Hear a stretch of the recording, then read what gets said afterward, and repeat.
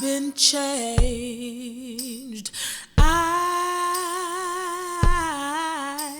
I know I've been changed. I know I've been changed. Well, the angels in heaven done signed my name. Oh, the angels in heaven done sign my name. Oh, if you don't believe that I've been redeemed, well, the angels in heaven done sign my name. Oh, you can follow me down to the Jordan stream. Well, the angels in heaven done sign my name. I know I've been changed.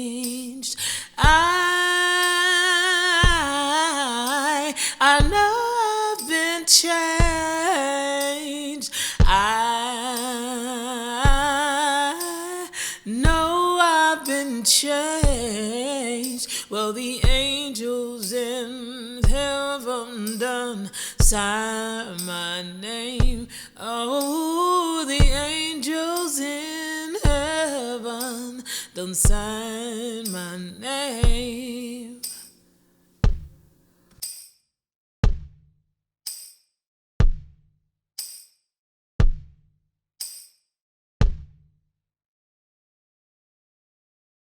So we took all of our cues from the youth.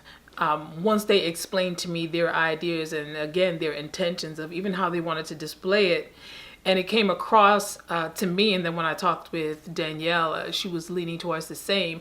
It came across that they were traveling through time. You know, some of it had to do with, you know, stories that they'd heard from their family members or just their interpretation of history.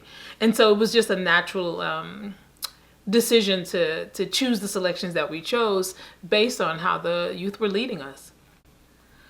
So I personally was leaning towards the Curatorial, the red piano, just the idea of having this piano as an image, but then also it reminded me of like Salvatore Dali, which I love the animation of the image, even though I took it very seriously, and you take the visuals very seriously, you take the artwork very seriously, but there's something imaginative about it that inspires for me. It brings a little bit of past and future with it, just in terms of like the moment that it captured in time, as well, you know, the youthful and the infinite possibilities that happens when it becomes more animated.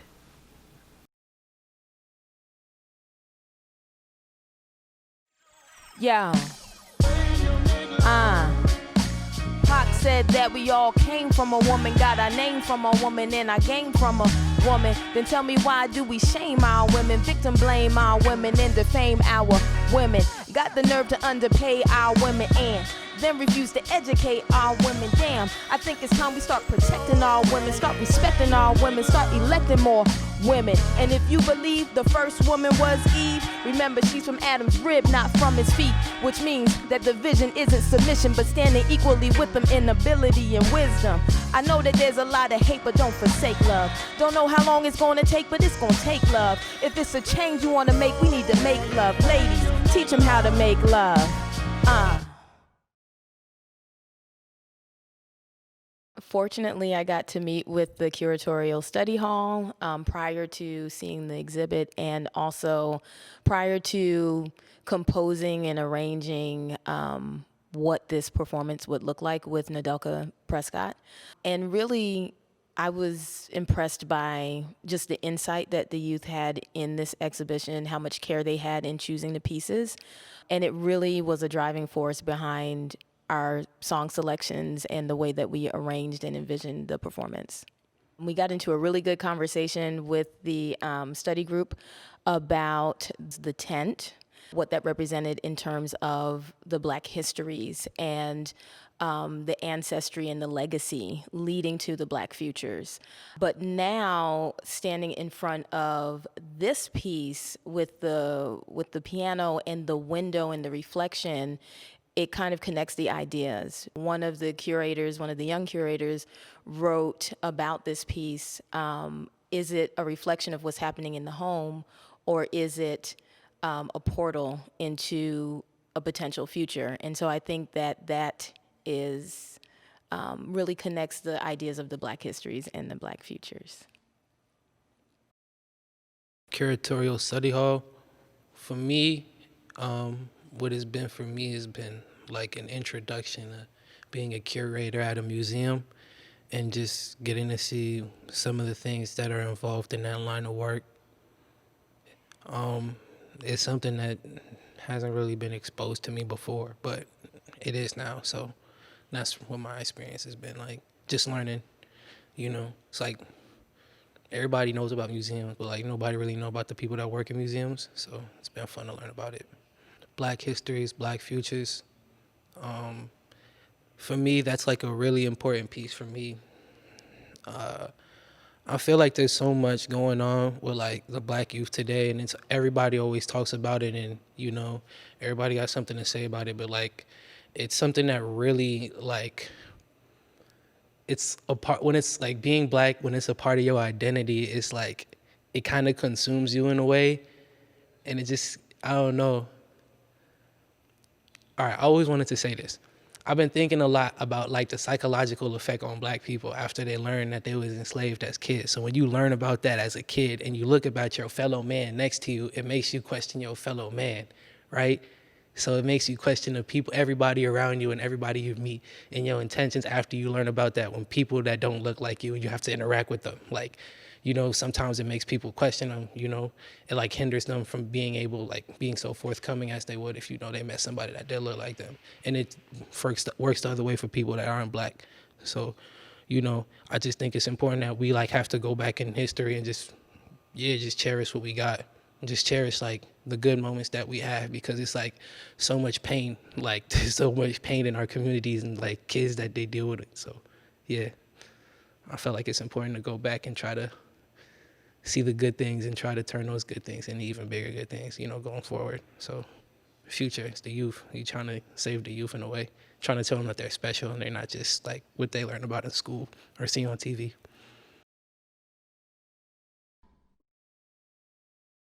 My people are never complacent, only impatient at Jim Crow's new manifestations. You told our rising sons we were slaves searching for salvation. We kept praying and you kept praying on our innocence, which was taken. I wonder how we beat these limitations, defeated racist creations that kept our mind in enslavement. Thanks to the ones that laid the groundwork like under the pavement, resting under graves for refusing society's prior placements and being put in Uncle Sam's basement. Defacement of our culture you did, but thanks to us, we created dances that you all did. And your kids too. We're all kids of the diaspora that is living in the red, white, and blue. We couldn't get a clue, even though you told us we was lesser than you, but the pestering protesters got the better of you. So forget your politics, policies, and apologies. This isn't anti-America. We've been here since the colonies. We were property that helped you fight free from your sovereignty. Do you follow me? Do you research? Report back to me. Being Black is more than half of me. It never atrophy. America, look after me. America, look at me. I'm not at your feet. My freedom will never be a casualty, and that's a guarantee. And I put that on all of me.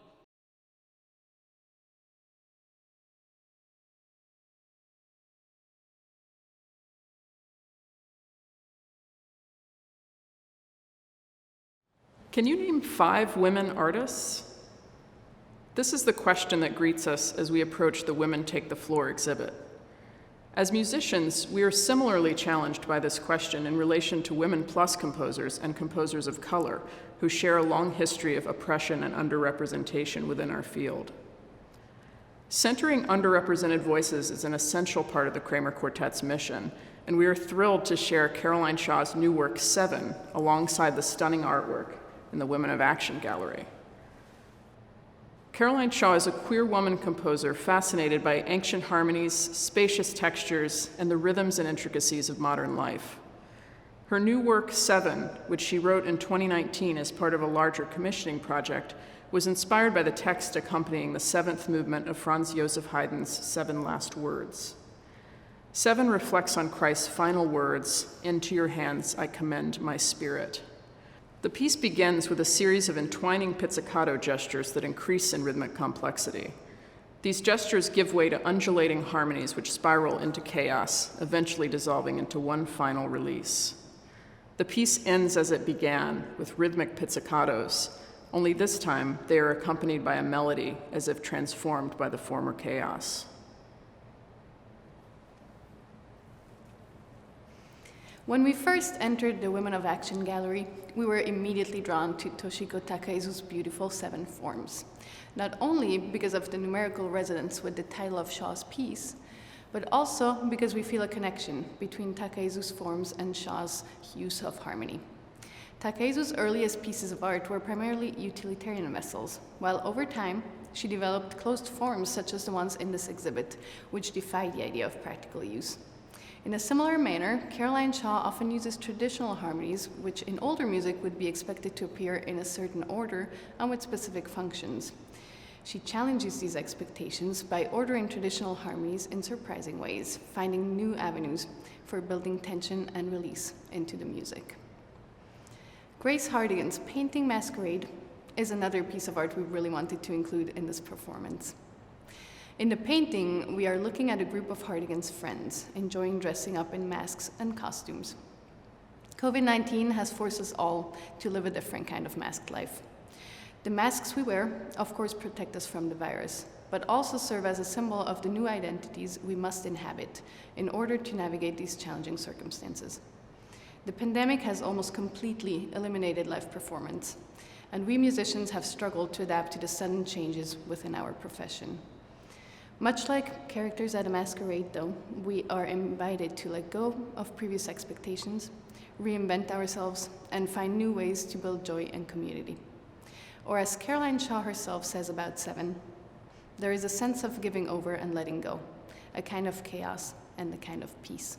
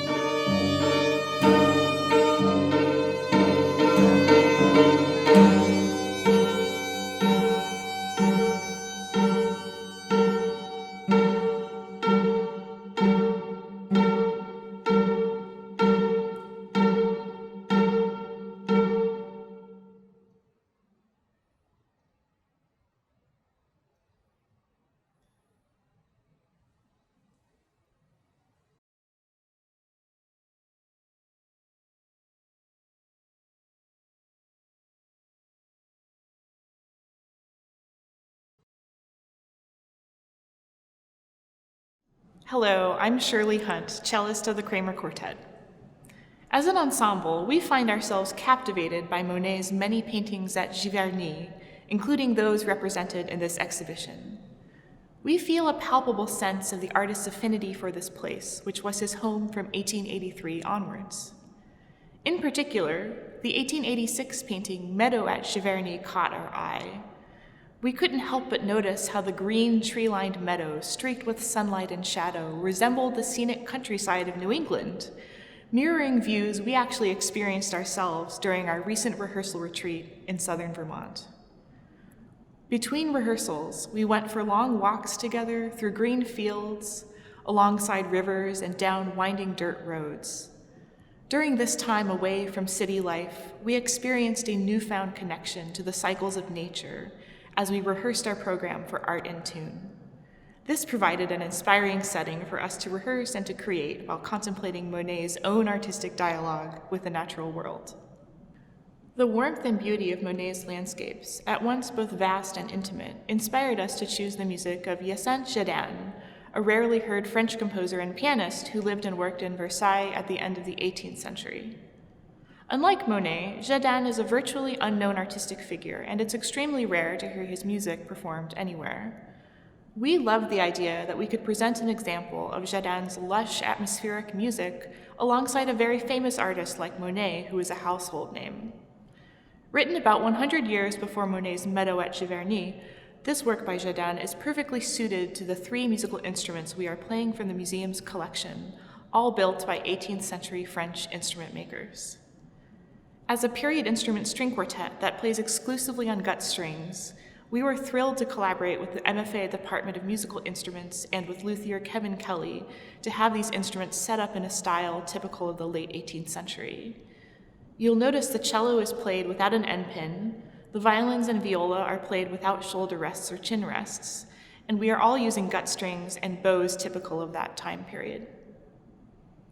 We hope you enjoy this rare opportunity to hear the museum's Castagnieri cello, Chapuis violin, and Delaplanque viola in this truly special context.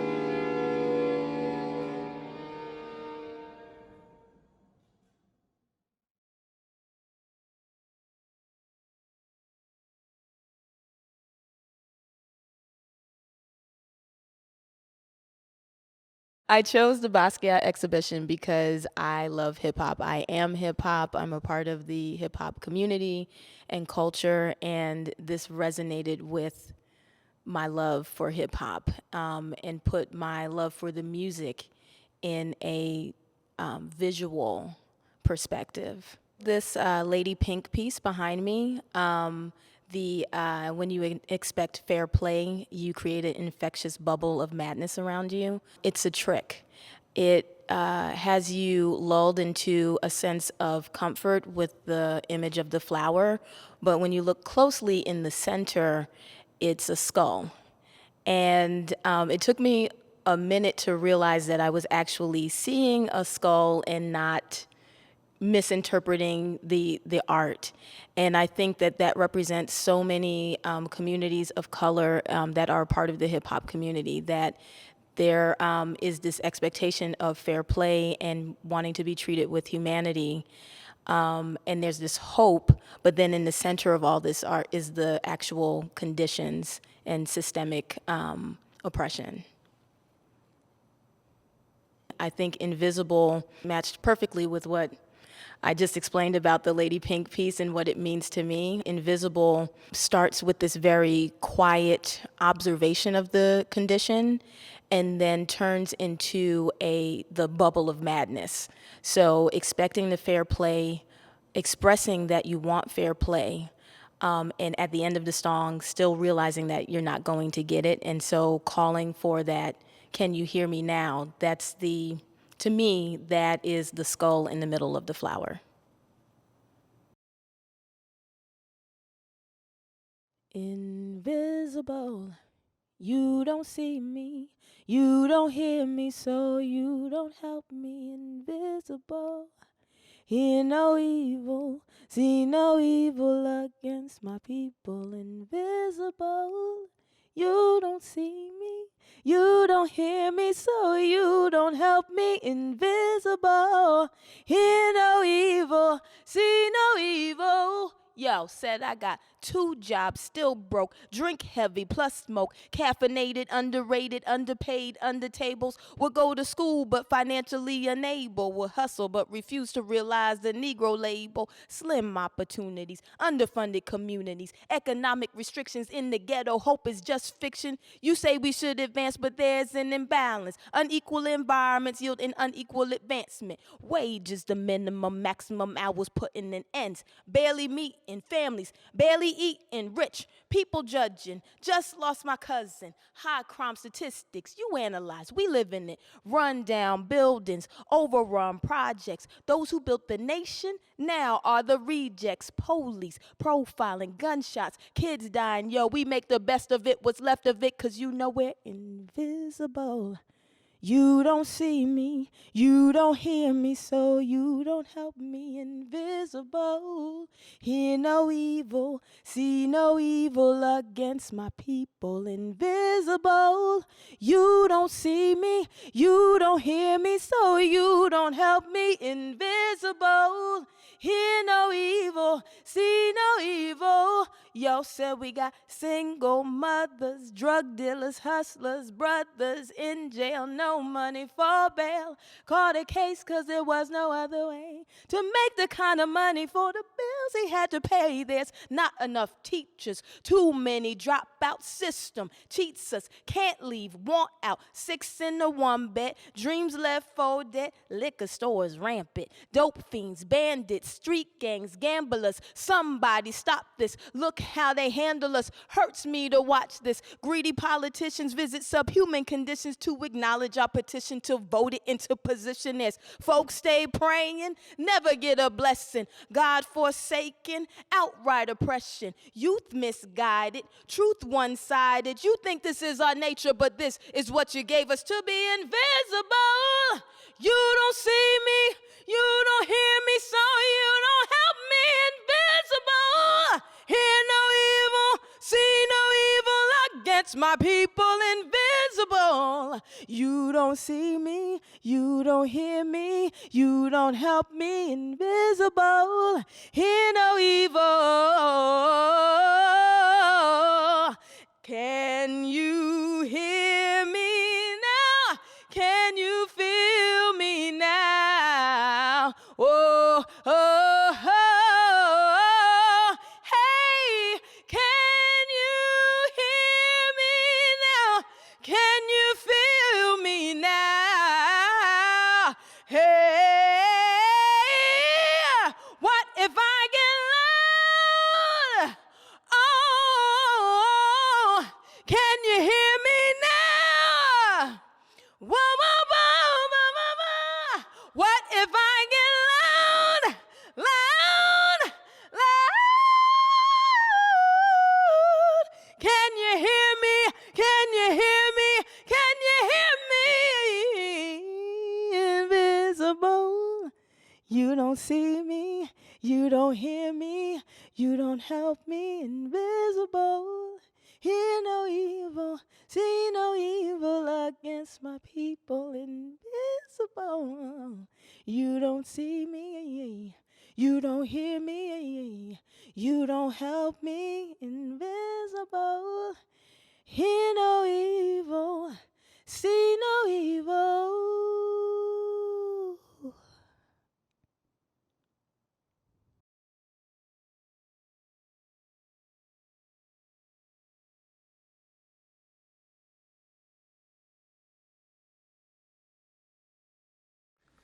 When I saw the images that were a part of the exhibit as a whole, I immediately leaned towards Obi Girl. The colors, I'm a fan of Afrofuturism, and so what I saw was some antiquity and some future in it.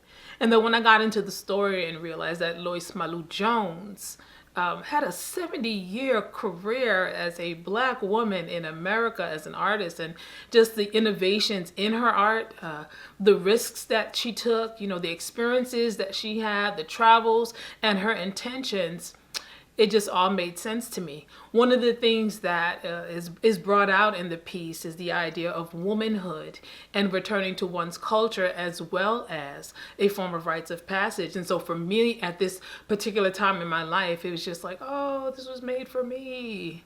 And so that's why I chose that piece. I knew that I wanted to write an original piece to Obi Girl. And so I went looking for music of Liberia. I looked up what I could of the traditional music and even of the culture itself, and tried to merge it with the ideas that I personally experience in terms of womanhood and returning to culture. I have a project called the Unsilenced Voice Project that speaks of womanhood, and so this felt like an extension of that project for me. And so I decided to write this song and dedicate it for Obi Girl. Using the story tone piano for me is an amazing possibility. I have visited the museum so many times, specifically going into its instrument room. And so the fact that there was a possibility of working with one of the instruments that I would just look at from a distance, that was a win-win for me.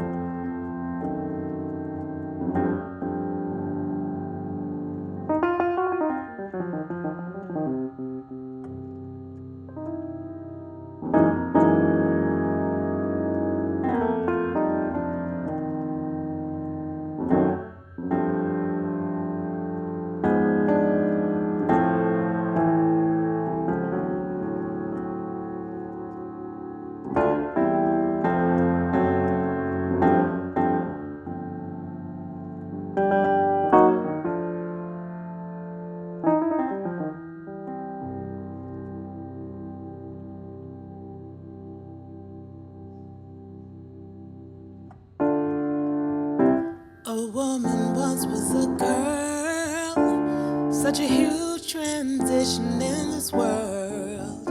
When you gotta grow up strong in a world so cold, you're gonna need some healing for your soul. Remember back in the day, trying to get with this life your own way, 'cause they tell you what to do. Sometimes no one's loving you, but you gotta keep on pushing through. But know that the world is your own, yours to soar, and yes, you belong.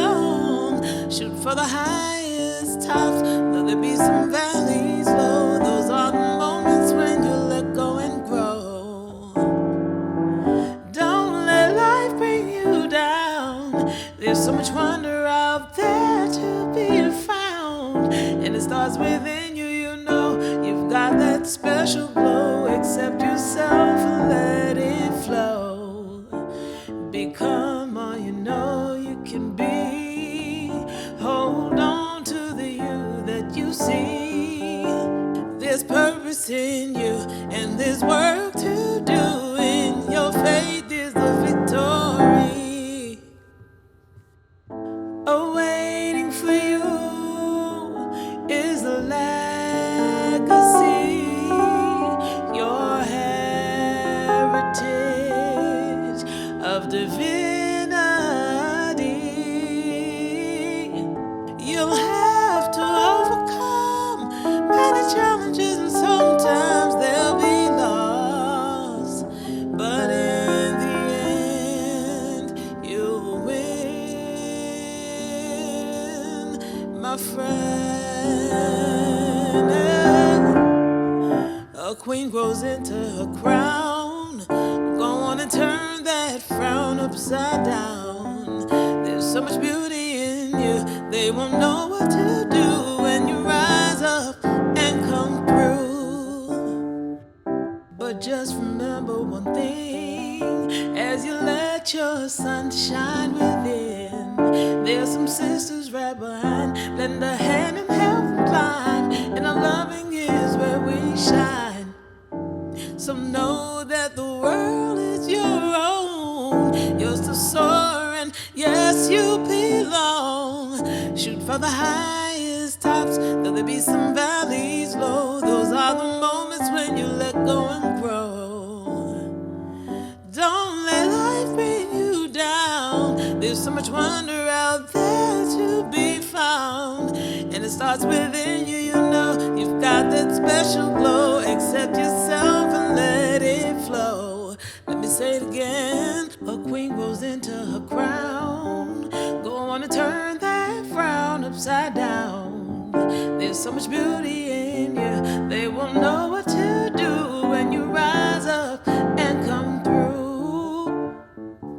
But just remember one thing, as you let your sun shine within, there's some sisters right behind. Lend a hand and help them climb, and our loving is where we shine. Oh, and our loving is where we shine. Oh, and our loving is where we shine.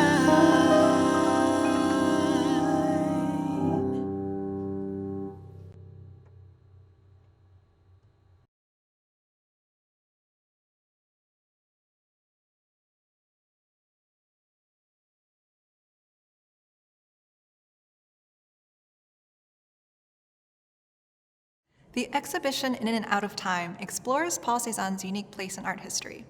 Considered by some as the father of modern art, he was a close colleague and friend of the Impressionists, and although he admired artists such as Claude Monet, he did not consider himself an Impressionist. Monet collected artworks of artists he revered and owned several of Cézanne's paintings, including Turn in the Road. When we first heard Joseph Boulon's String Quartet in G minor, we were enchanted by the unique character that places this piece both in and out of its own time. The elegant charm of this quartet is of the classical period, but the drama and melancholy of it anticipate early Romanticism. Joseph Boulon, also known as Le Chevalier de Saint-Georges, was an extraordinary man of many talents. He was a champion fencer, a virtuoso violinist, a composer, conductor, abolitionist, and revolutionary soldier. Born in Guadeloupe, he was the son of an enslaved person and a wealthy planter.